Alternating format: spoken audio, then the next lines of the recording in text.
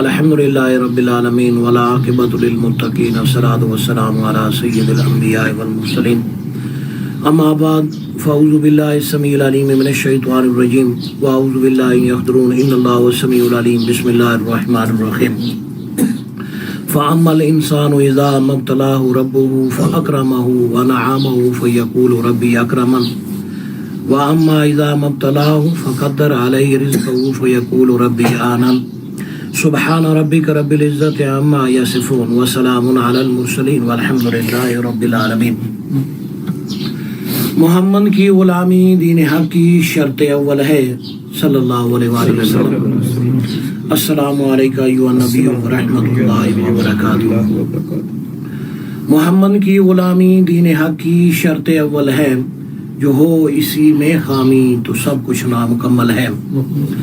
نگاہ عشق و مستی میں وہی اول وہی آخر، نگاہ عشق و مستی میں وہی اول وہی آخر، وہی قرآن وہی فرقان وہی یاسین وہی طٰہٰ۔ خدائے لم یزل کا دست قدرت تو زباں تو ہے، خدائے لم یزل کا دست قدرت تو زباں تو ہے، یقین پیدا کر اے غافل کہ مغلوب گماں تو ہے۔ میرے بزرگوں، دوستوں اور عزیزوں، معزز حاضرین کرام، سامعین کرام، اس سے پہلے کہ ان کلمات مقدسہ کا بیان ہو، محبت اور اخلاص کے ساتھ امام الانبیاء صلی اللہ علیہ وسلم درود و سلام پڑھیں۔ اللہم صلی علی سیدنا محمد وعلی آل سیدنا مولانا محمد وبارک وسلم۔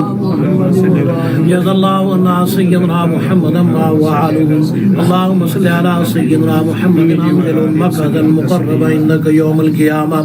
السلام علیکم ایھا النبی ورحمۃ اللہ وبرکاتہ، السلام علینا وعلی عباد اللہ الصالحین، السلام علیکم یا رسول اللہ۔ پارہ نمبر 30 سورۃ فجر، آیت نمبر 15 اور 16، 15 اور 16 ہے جو میں نے آپ کے سامنے تلاوت کی ہے۔ اللہ رب العزت نے فرمایا فَأَمَّا الْإِنسَانُ إِذَا مَا ابْتَلَاهُ رَبُّهُ، جب انسان کو اس کا رب آزمائش میں مبتلا کرتے ہیں، فقدر فَأَمَّا الْإِنسَانُ إِذَا مَا ابْتَلَاهُ رَبُّهُ فَأَكْرَمَهُ وَنَعَمَهُ، اسے عزت عطا کرتے ہیں اور رزق اس کا کشادہ کر دیتے ہیں، نعمتیں اسے عطا کر دیتے ہیں۔ فَيَقُولُ رَبِّي أَكْرَمَنِ، تو انسان کہتا ہے کہ مجھے اللہ تعالیٰ نے عزت سے نواز دیا۔ وَأَمَّا إِذَا مَا ابْتَلَاهُ فَقَدَّرَ عَلَيْهِ رِزْقَهُ، اور جب اللہ اسے آزماتا ہے اور اس کی رزق کو تنگ کر دیتا ہے، فقدر علیہ رزقہ فیقول ربی اہانن، تو وہ بندہ کہتا ہے، انسان کہتا ہے کہ مجھے میرے رب نے ذلیل کر دیا۔ یہ تو ترجمہ ہے ان دونوں آیتوں کا۔ اللہ تعالیٰ نے قرآن پاک میں اور حضور صلی اللہ علیہ وسلم نے حدیث پاک میں بے شمار دلیلیں دے کر سمجھایا۔ یہاں پر ہمارے عقیدے اور نظریے کو درست کرنے کا حکم دیا گیا ہے ان کلمات کے اندر۔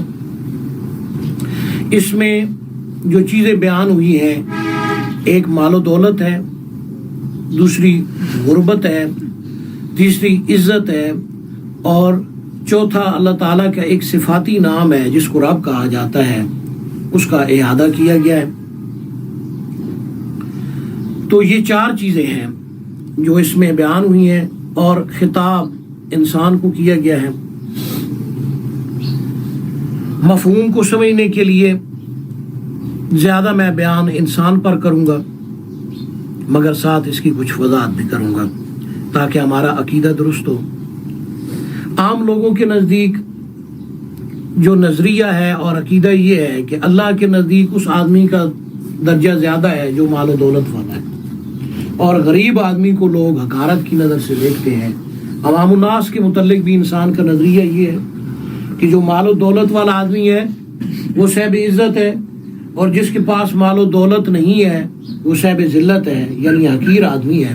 یہ تو اس کا نظریہ ہو گیا۔ نظریہ ہوتا ہے مخلوق کے متعلق اور عقیدہ ہوتا ہے اللہ کے متعلق۔ اور لوگ یہ گمان کرتے ہیں کہ اللہ کے نزدیک بھی شاید مال و دولت ہی درجے اور مقام کا باعث ہے۔ ایسی بات نہیں ہے۔ یہاں ہمارے عقیدے کو درست کیا گیا ہے کہ اللہ کے نزدیک مال و دولت یا غربت یہ چیز معیار نہیں ہے. اللہ کے نزدیک معیار کچھ اور ہے جو ہم نے اپنے معیار کو بہتر بنانا ہے اور اس معیار پر پورا اترنا ہے. تو فَأَمَّا الْإِنسَانُ، بس جب اللہ رب العزت انسان کو مبتلا رب آزمائش میں مبتلا کرتا ہے تو انسان یہ سمجھتا ہے فَأَكْرَمَهُ وَنَعَمَهُ، اسے اللہ عزت دیتا ہے، مال و دولت دیتا ہے، نعمتیں کشادہ کار دیتا ہے، وہ سمجھتا ہے اللہ نے مجھے بہت بڑی عزت سے نواز دیا ہے، نعمتوں کی کشادہ ہونے سے، مال و دولت کی مل جانے سے میں بڑا صاحب عزت بن گیا ہوں، بڑا درجے اور مقام والا بن گیا ہوں.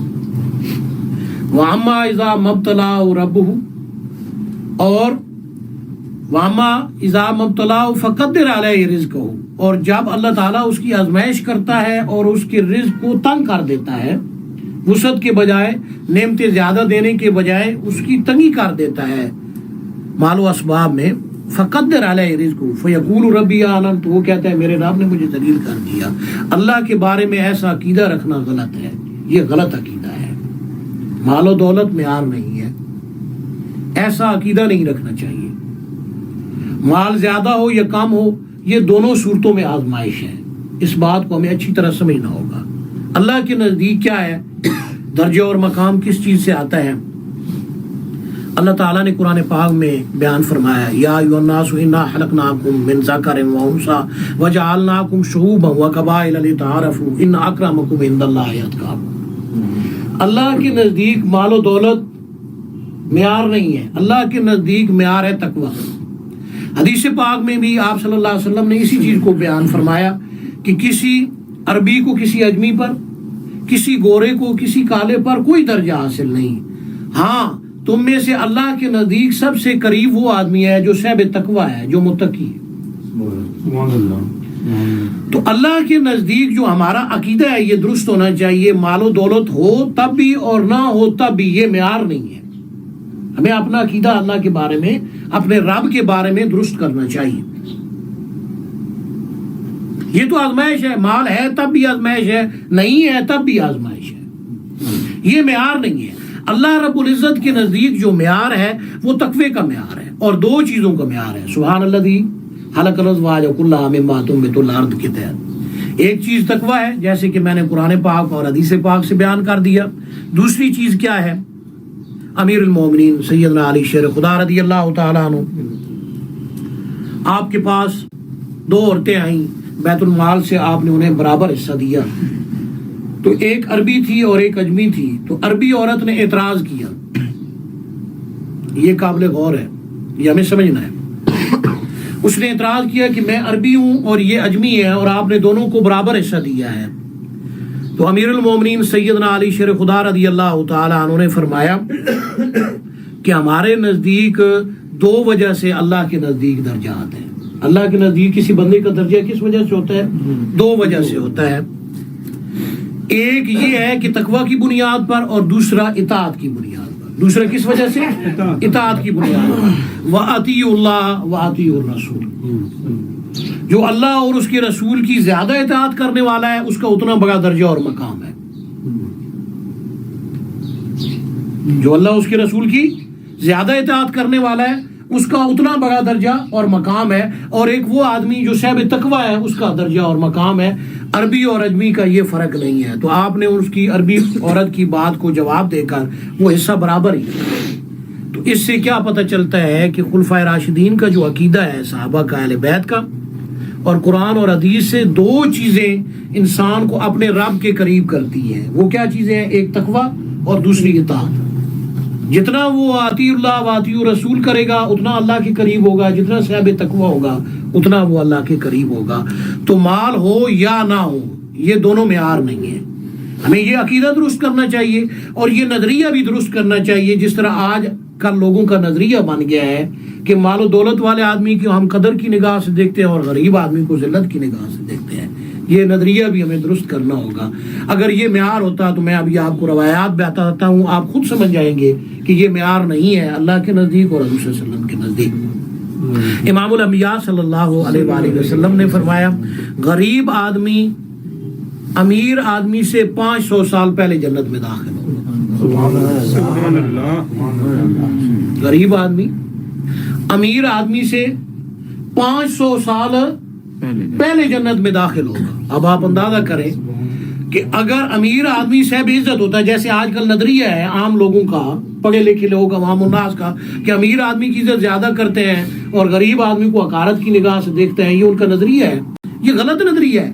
اگر ایسا ہوتا تو 500 سال پہلے حضور صلی اللہ علیہ وسلم نے فرمایا غریب آدمی جنت میں داخل ہو جائے. تو یہ کیسے ہوتا؟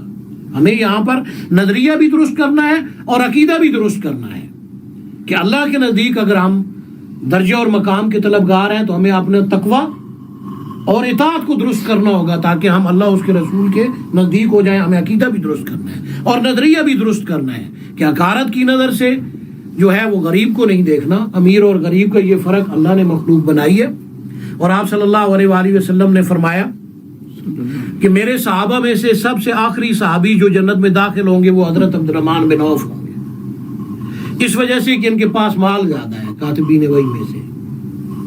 اب آپ صلی اللہ علیہ وسلم نے فرق بیان کیا کہ میرے صحابہ میں سے، حالانکہ سارے صحابہ رضی اللہ عنہم ورضوا عنہ ہیں، حضرت عبد الرحمن بن عوف کاتبین وحی میں سے ہیں، لیکن آپ نے فرق کو بیان کیا. اس فرق کو ہمیں سمجھنے کی ضرورت ہے. آپ نے فرمایا میرے صحابہ سے سب سے آخر میں عبد الرحمن بن عوف جائیں گے کیونکہ یہ مالدار زیادہ ہے.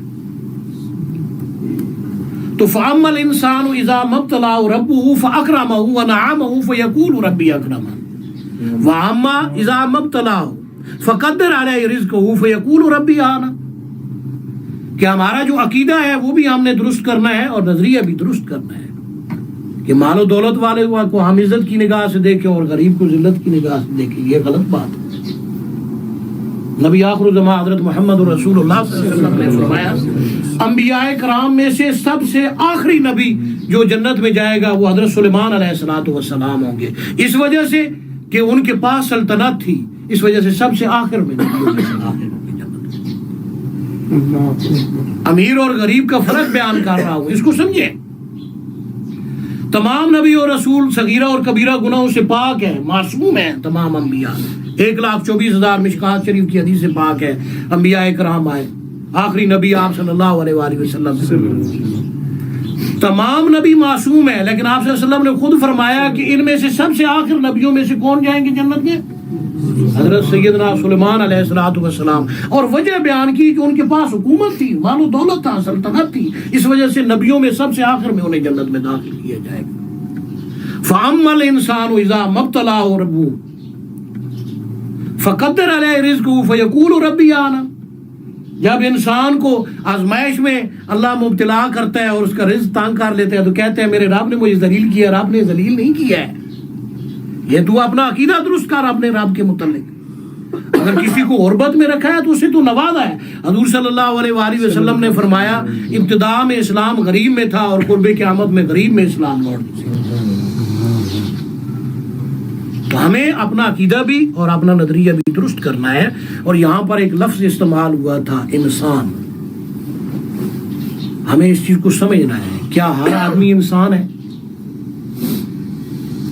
انسان ایک لفظ ہے جس کے 5 حرف ہیں، الف، نون، سین، الف اور نون. ایک لفظ ہے جس کے 5 حرف ہیں اور اگر اس لفظ کو لکھا جائے تو یہ 3 حصوں میں تقسیم ہو جاتا ہے. الف الگ ہو جاتی ہے، نون الگ ہو جاتا ہے اور باقی حصہ اکٹھا ہو جاتا ہے. تو 3 اس کے لفظی اور لغوی معنی ہیں. اس لفظ کے کتنے معنی ہیں؟ 3 لفظی اور لغوی معنی ہیں. انسان کا ایک لفظ معنی ہے انس اور میل جول کے. انسان کو انسان اس لیے کہا جاتا ہے کہ یہ انس کرتا ہے، محبت کرتا ہے اور میل جول کے ساتھ رہتا ہے. تنہا رہ نہیں سکتا. انسان تنہا رہ نہیں سکتا. اسے ہر کام کو کرنے کے لیے دوسرے آدمیوں سے میل جول کرنا پڑتا ہے، ان سے رابطے میں رہنا پڑتا ہے، تب اس کا کام ہوتا ہے. اور دوسرا انس ہوتی ہے، اس لیے یہ اس کا لفظی اور لغوی معنی ہے. دوسرا اس کا لفظی اور لغوی معنی کیا ہے کہ یہ جس طرف مائل ہوتا ہے اسے محبت کرنے لگ جاتا ہے، اس لیے اس کو انسان کہا جاتا ہے. اور تیسرا یہ لفظ انسان جو ہے وہ سین کے بعد یہ لگا دیا جاتا ہے جس کو تجوید میں یا کہا جاتا ہے، انسیان، اس سے نکلا ہوا ہے یہ لفظ ہے انسان، جس کا اصل لفظی اور لغوی معنی ہے بھول جانے کے۔ جو اس نے اللہ سے وعدہ کیا تھا الستو بربکم قالوا بلی، اس کو بھول گیا ہے، اس لیے اسے انسان کہا جاتا ہے۔ تو تین اس کے لفظی اور لغوی معنی ہے، یہ ایک لفظ ہے، اس کو تین حصوں میں جب آپ لکھیں گے تو تین حصوں میں یہ لفظ تقسیم ہو جائے گا۔ یہ تین اس کے لفظی اور لغوی معنی ہیں، اور 5 حرف ہیں، تو 5 درجے ہیں انسان کے۔ سبحان اللہ۔ اس لفظ کے کتنے حرف ہیں؟ 5، اور 5 درجوں میں تقسیم ہو جاتے ہیں انسان۔ فَأَمَّا الْإِنسَانُ، یہ انسان 5 حصوں میں تقسیم ہو جاتا ہے، جس پہ غور کریں۔ پہلا حصہ مرتبہ انسانیت کا ہے۔ کیا ہر آدمی انسان ہے جو انسانی شکل میں نظر آتا ہے؟ ہر آدمی انسان نہیں ہے، غور کریں، میں دلائل سے بتاؤں گا، قرآن اور حدیث سے۔ ہر آدمی انسان نہیں ہے جو انسانی شکل میں نظر آتا ہے۔ انسانیت کا جو مرتبہ ہے، جو اعلیٰ درجہ ہے، یہ بہت بڑا درجہ ہے۔ یا ایھا الانسان انک کادح الی ربک قدحا فملاقی، اے انسان تجھے اپنے رب سے ملاقات کرنے تک مسلسل محنت کی مشقت کرنی ہے۔ جو بندہ مسلسل عمل کرتا ہے، مسلسل محنت کرتا ہے، وہ مرتبہ انسانیت پر فائز ہوتا ہے۔ کس تک؟ الی ربک، اپنے رب سے ملاقات تک۔ اگر ہم لوگوں نے مرتبہ انسانیت پر فائز رہنا ہے تو ہمیں اپنی موت تک مسلسل محنت کرنی ہے، پھر ہم مرتبہ انسانیت پر رہیں گے۔ اب میں اس کو سمجھا دوں تاکہ سمجھنے میں آسانی ہو۔ دنیا کے لیے ہم محنت کرتے ہیں، روزانہ ہم کھانا کھاتے ہیں، پانی پیتے ہیں، اگرچہ روزہ بھی ہو تو سحری اور افطاری کرتے ہیں، ایسا ہے۔ دنیا میں محنت اور مشقت کرتے ہیں، کام کاج کرتے ہیں، جس کی جو بھی ڈیوٹی ہے کرتے ہیں محنت جی۔ 8 گھنٹے سونے میں لگا دیتے ہیں، 16 گھنٹے ہم دنیا کے کام میں لگا دیتے ہیں، پوری محنت کرتے ہیں، مگر دائمی زندگی کے لیے ہم کچھ نہیں کرتے۔ تو اللہ تک ملنے سے، یعنی موت کے آنے تک، وَاعْبُدْ رَبَّكَ حَتَّىٰ يَأْتِيَكَ الْيَقِينُ، اس وقت تک جو بندہ مسلسل محنت کرتا ہے نا اپنی دائمی زندگی کے لیے، اپنے رب سے ملاقات کے لیے، اپنی آخرت کے لیے، وہ بندہ مرتبہ انسانیت پر فائز رہتا ہے۔ جیسے دنیا کے لیے محنت کی ہر کام کے لیے، اسی طرح دین میں جو بندہ محنت کرتا ہے اپنی آخرت کے لیے، اپنے رب سے ملاقات کے لیے، وہ بندہ مرتبہ انسانیت پر فائز رہتا ہے۔ اور جو مسلسل محنت کو ترک کر دیتا ہے وہ مرتبہ انسانیت سے گر جاتا ہے، وہ انسان ہو کر انسانیت کے مرتبے سے گر گیا۔ امام الانبیاء صلی اللہ علیہ وسلم نے فرمایا، کسی آدمی کی ظاہری شکل و صورت شرع کے مطابق ہو، اس کا لباس شریعت کے مطابق ہو، اس پر اس وقت تک یقین نہ کرو جب تک کہ اس کا عقیدہ اور اس کے باطن کے بارے میں تمہیں آگاہی نہ مل جائے۔ میں نے اپنے عقیدے کی بات کی کہ ہمیں اپنے عقائد کو درست کرنا ہے اس آیت کے اندر، جو اللہ کے بارے میں ہمارا عقیدہ ہے۔ جب تک تمہیں اس کا عقیدہ اور باطن کے بارے میں آگاہی نہ مل جائے، اگرچہ اس کا ظاہر شریعت کے مطابق ہو، اس کا لباس شریعت کے مطابق ہو، تم اس پر یقین نہ کرو۔ یہ حضور صلی اللہ علیہ وسلم کا فرمان ہے۔ اب انسان جو انسانیت پر فائز ہوگا تو ہر آدمی انسان نہیں ہے، اس میں سے انسان وہ ہے جو مسلسل محنت کر رہا ہے دین کے لیے۔ ہم دنیا کے لیے محنت کر رہے ہیں، 8 گھنٹے ہم سو لیتے ہیں، 16 گھنٹے دنیا کا کام کرتے ہیں۔ جو دائمی زندگی ہے اس کے لیے ہم نے کیا کی ہے؟ مسلسل محنت ہے۔ 5 ٹائم نماز نہیں پڑھ سکتے، پڑھتے؟ ہماری مسلسل محنت نہیں ہے دائمی حیات کے لیے۔ ایسا آدمی جو مسلسل محنت دین میں نہیں کرتا، دنیا میں کرتا ہے، وہ بغیر انسانی شکل کا ہے، اسے ہم انسان کہتے ہیں، لیکن وہ مرتبہ انسانیت سے گر گیا ہے، وہ انسان کہلانے کا حقدار نہیں ہے۔ فَأَمَّا الْإِنسَانُ، بس انسان کی مرتبہ پر اگر ہم نے فائدہ ہونا ہے۔ اب جب نیچے گرتا ہے، ثُمَّ رَدَدْنَاهُ أَسْفَلَ سَافِلِينَ، لقد خلقنا الانسان فی احسن تقویم ثم رددناه اسفل سافلین، تو پھر اس کے 4 درجے گرنے کے ہیں۔ پہلا درجہ انسانیت کا، وہ 4 درجے جو گرنے کے ہیں تو انسان جانور کی طرح بن جاتا ہے، اور وہ جانور کی طرح اس طرح ہے کہ ایک جانور کو ایک گائے کو جو ہے وہ آپ سائے میں باندھ دیں اور ایک کو دھوپ میں باندھ دیں، ایک کے سامنے چارہ ڈال دیں، ہے نہیں، گرمیوں اس کے سامنے چارہ پڑا ہے، وہ سائے میں ہے، پانی بھی پڑا ہے، اور دوسری دھوپ میں ہے، اس کے پاس چارہ بھی نہیں ہے، پانی بھی نہیں ہے. اب دونوں میں فرق کیا ہے؟ اس کو اس کی کوئی پرواہ نہیں ہے، اس لیے اسے جانور کہا جاتا ہے. ایک سائے میں کھڑا ہے، ایک دھوپ میں ہے، ایک کے پاس کھانے کی چیز ہے، پینے کی چیز ہے، دوسرے کے پاس نہیں ہے. اب یہ فرق کیا ہے؟ اس کو جانور کہا جاتا ہے. انسان جب مرتبہ انسانیت سے گرتا ہے نا، یا ایھا الانسان انک کادح الی ربک قدحا فملاقی، ہے، تو یہ انسان جب مرتبہ انسانیت سے گرتا ہے تو جانور کی طرح ہو جاتا ہے. اسے اپنی فکر ہوتی ہے، دوسرے کی کوئی فکر نہیں ہوتی. وہ مرے کیا کرے، کرتا رہے. اب سمجھ لو کہ یہ بندہ ہے تو شکل و صورت میں انسان کی طرح نظر آ رہا ہے، لیکن مرتبہ انسانیت سے گر گیا ہے، جانور کی طرح ہو گیا. اور اللہ والے لوگوں پر یہ کیفیات منکشف ہوتی ہیں. شاہ عبد القادر رحمۃ اللہ علیہ قرآن پاک کا ترجمہ بھی انہوں نے لکھا. تو جب درس قرآن پاک دیتے تھے تو ایک طرف امامہ شریف کو آنکھ کو بند کر دیتے تھے اور ایک آنکھ کھلی رکھتے تھے. تو اکثر ساتھی جو درس میں شامل ہوتے تھے وہ اعتراض کرتے تھے، حضرت صاحب یہ آپ ایسا کیوں کرتے ہیں؟ تو آپ بتاتے نہیں تھے. کافی لوگوں کا اصرار بڑھا تو آپ نے فرمایا کہ بات یہ ہے کہ تم جب میرے پاس آتے ہو، کوئی خنزیر مجھے نظر آتا ہے، کوئی بندر نظر آتا ہے، کوئی کس شکل میں نظر آتا ہے، تو میں شریعت کے ادب کی وجہ سے تمہارے اس عیب کو ڈھانپنے کے لیے اپنی ایک آنکھ پر امامہ ڈال دیتا ہوں. کیونکہ حضور صلی اللہ علیہ وسلم نے فرمایا کسی کے عیب کو دیکھو تو اس کو چھپاؤ اور ایک آنکھ کو کھلا رکھتا ہوں. اصل وجہ یہ ہے. اب یہاں پر اعتراض ہو سکتا ہے کہ بھائی اولیاء اللہ کو یا نیک لوگوں کو یہ چیز کیسے نظر آتی ہے؟ یہ چیز قرآن پاک سے بھی ثابت ہے. یہ چیز قرآن پاک سے بھی ثابت ہے. جو ہے قرآن پاک میں تیسرے پارے میں سورۃ نبأ میں ہے، نبأ کے اندر ہے فتاتون افواجا، اس دن وہ آئیں گے فوج در فوج اپنے رب کے پاس. حضور صلی اللہ علیہ وسلم نے اس کی تفسیر کیا بیان کی ہے؟ حضرت معاذ بن جبل رضی اللہ عنہ راوی ہیں، حضور صلی اللہ علیہ وسلم نے فرمایا جب آپ سے یہ سوال کیا گیا تو آپ نے اپنے سر مبارک کو جھکا لیا. آپ نے فرمایا بہت عظیم سوال کیا ہے. فرمایا میری امت کے 10 گروہ ایسے ہیں جو مسلمانیت سے خارج ہیں، وہ اس طرح ان کی شکلوں کو مسخ کر دیا جائے گا. جب قیامت والے دن اپنے رب کے سامنے حاضر ہوں گے، وہ انسان ہوں گے، انہیں خنزیر بنا دیا جائے گا. ان میں سے بعض ایسے ہوں گے انسان ہوں گے، انہیں بندر بنا دیا جائے گا، ہوں گے انسان. یہ حضور صلی اللہ علیہ وسلم نے فرمایا.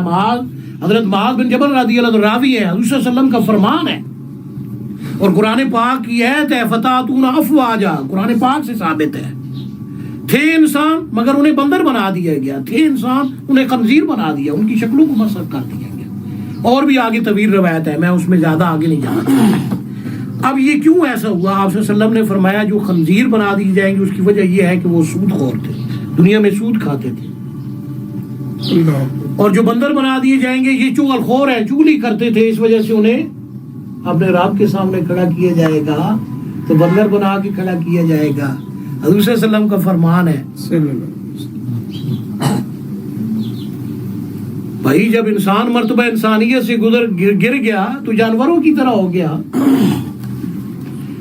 تو یہ اس کا دوسرا درجہ ہے. پہلا درجہ مرتبہ انسانیت کا تھا، یا ایھا الانسان انک کادح الی ربک قدحا فملاقی، کہ جب وہ مرتے دم تک مسلسل دین میں بھی محنت کرتا ہے، جیسے دنیا کے کام میں محنت کی ہے.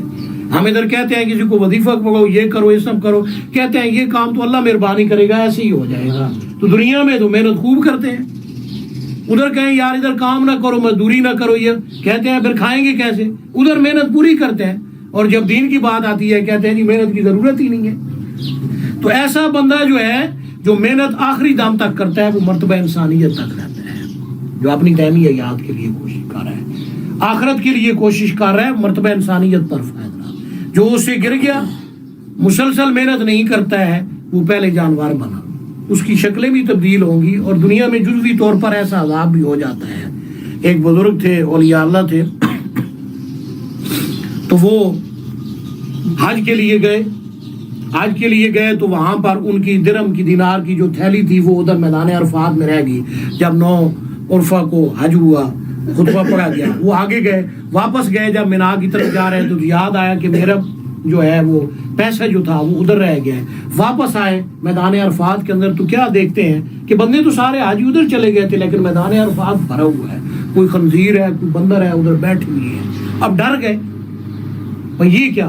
تو غیب سے آواز آئی ڈرو نہیں، یہ لوگوں کے وہ گناہ ہیں جو ادھر چھوڑ کر جا رہے ہیں، جو انہوں نے حج پڑھا ہے، اس حج کی برکت سے یہ خطبہ جو حج ہوا ہے اللہ نے ان کے گناہ بخش دیے ہیں۔ ان میں سے کوئی خنزیروں کی طرح تھا، کوئی بندروں کی طرح تھا۔ بات میری سمجھ گئے ہوں گے آپ، سمجھ گئے؟ تو آپ کی درہم کی تھیلی ادھر ہی پڑی ہے، جاؤ لے لو، ادھر گئے ادھر سے اٹھا کر چلے گئے۔ تو جب انسان مرتبہ انسانیت سے گر جاتا ہے تو جانوروں کی طرح ہو جاتا ہے، ایسا نہیں ہونا چاہیے۔ حضور صلی اللہ علیہ وسلم نے فرمایا اپنے پڑوسی کا بھی خیال رکھو، اس کو اذیت نہ دو۔ کوئی چیز کھانا پکاتے ہو تو اس کو اچھی چیز ہے اس کو دے دو، برادری والوں کو کوئی دے دو، حقدار کو دے دو۔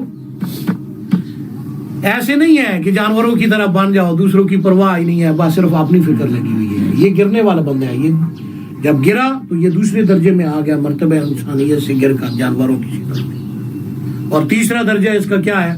وہ اشراط جو جانور ہوتے ہیں درندے، ان کی طرح ہو جاتا ہے۔ کیسے؟ شیر ہے، چیتا ہے، بھیڑیا ہے، وہ پھاڑتا ہے شکار کو، جب کرتا ہے کیا کرتا ہے؟ پھاڑتا ہے۔ شیر پھاڑتا ہے نا، ہرن کو پکڑ لے گا، جانور کو پکڑ لے گا، اس کی جسم کو چیر پھاڑ دے گا، پھر کھائے گا۔ اب یہ لوگ جب انسان انسانیت سے گرتا ہے تو درندوں کی طرح بن جاتا ہے، ڈاکے مارتا ہے، زبردستی لوگوں کی جائیداد پر، مال و دولت پر قبضہ کرتا ہے۔ یہ درندوں کی طرح ہے انسان، نظر انسان آ رہا ہے لیکن اصل میں درندہ ہے، مرتبہ انسانیت سے گر گیا ہے۔ تو بھائی درندے مات بنو، شریعت میں ہر چیز کا حکم واضح ہے۔ حضور صلی اللہ علیہ وسلم پر الیوم اکملت لکم دینکم کے تحت سارا دین مکمل ہو چکا ہے، اس میں احکامات واضح ہیں، دوسرے کو حقوق دو ان کے۔ درندے مات بنو، دوسرے کی املاک پر، دوسرے کے پیسے پر، دوسری کی چیزوں پر قبضہ مت کرو۔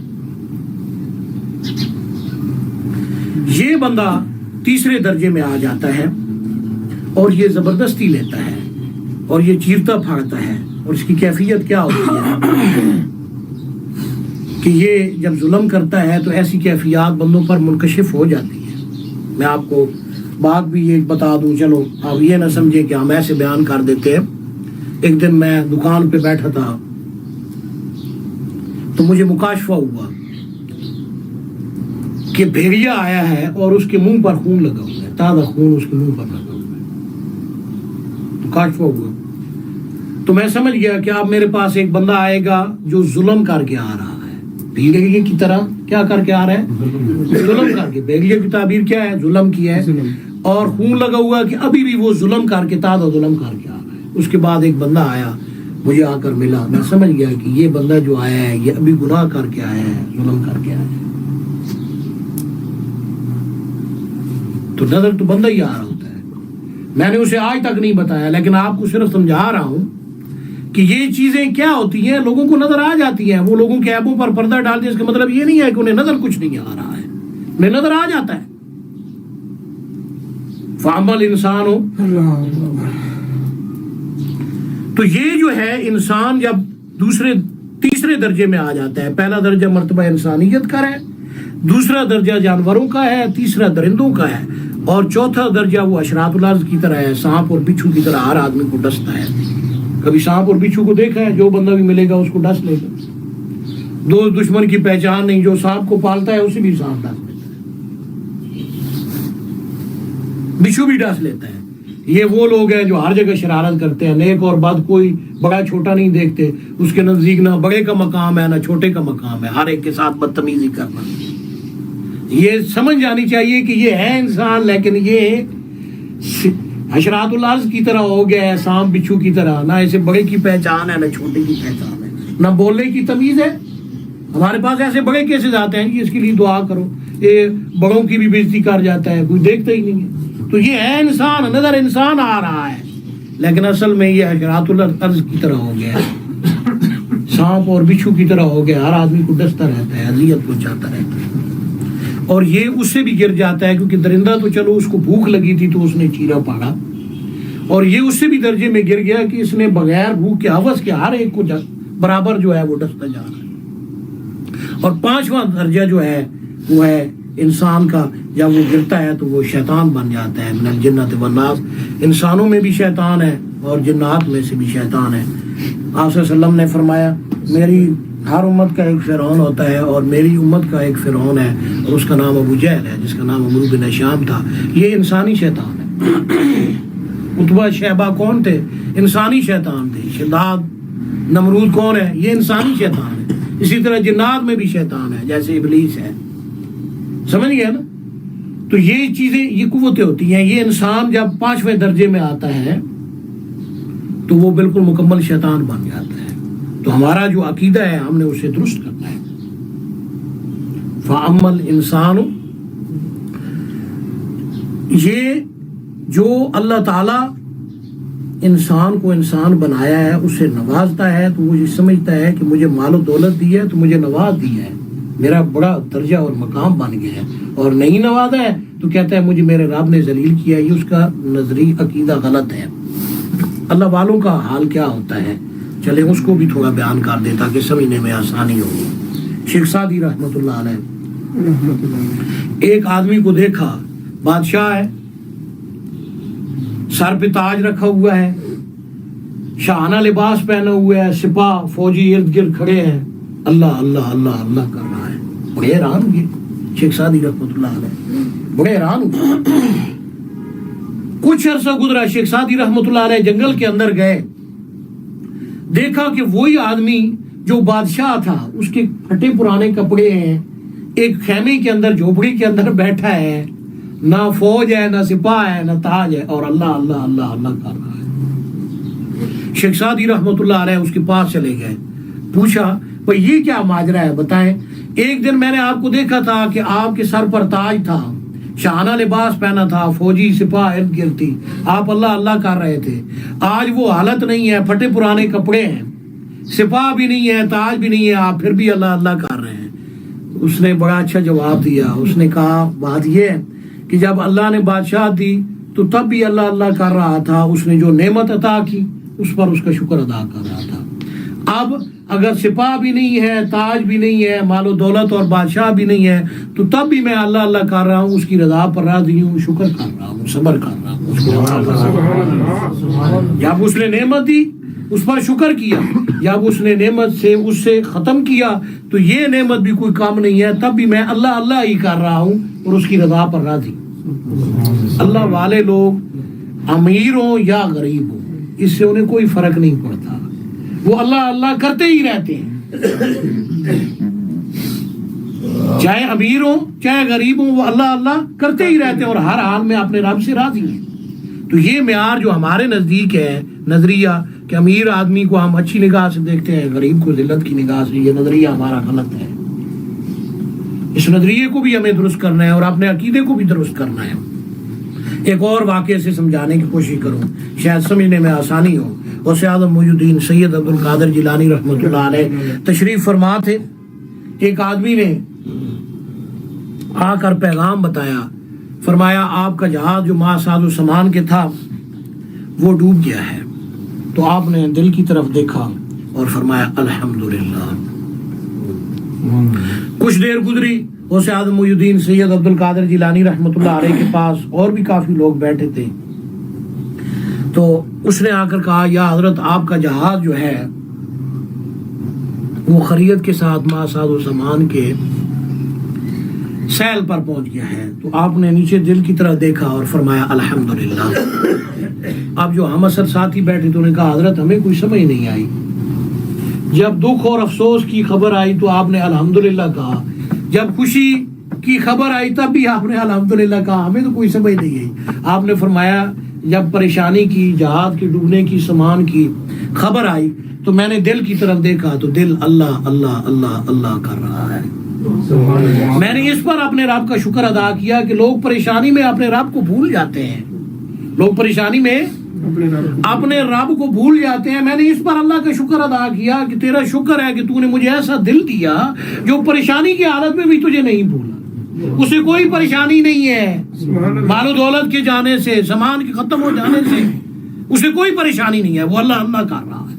میں نے اس پر اللہ کا شکر ادا کیا. اور جب وہ سامان کی اور جہاز کی ساحل پر پہنچنے کی خوشی کی خبر آئی میں نے دل کی طرف دیکھا تو وہ اللہ اللہ اللہ اللہ کر رہا ہے. تو میں نے اس پر اللہ کا شکر ادا کیا کہ لوگ خوشی میں اپنے رب کو بھول جاتے ہیں.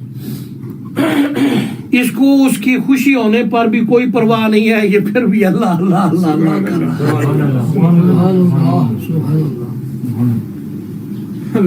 تو بھائی ہمیں اس چیز کو سمجھنا ہے, اس چیز کو سمجھ کر اپنے عقیدے کو بھی درست کرنا ہے اور اپنے نظریے کو بھی ہم نے درست کرنا ہے.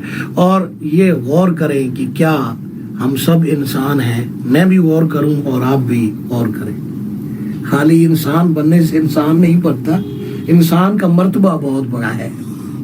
کیا ہم واقعی انسان ہیں اور انسان کہلانے کے قابل بھی ہیں؟ میں نے 5 درجے بھی اس کے بیان کر دیے ہیں, قرآن پاک اور حدیث پاک سے بیان کر دی ہے. اللہ تعالیٰ ہمیں اپنی اصلاح کی توفیق عطا فرمائے. چونکہ ٹائم ہو گیا ہے میرے بیان کا ختم کرنے کا, تو میں اپنے بیان کو ختم کرتا ہوں. اللہ تعالیٰ ہمیں قرآن پاک اور حدیث پاک کا فہم نصیب فرمائے. وآخر دعوانا ان الحمد للہ رب العالمین.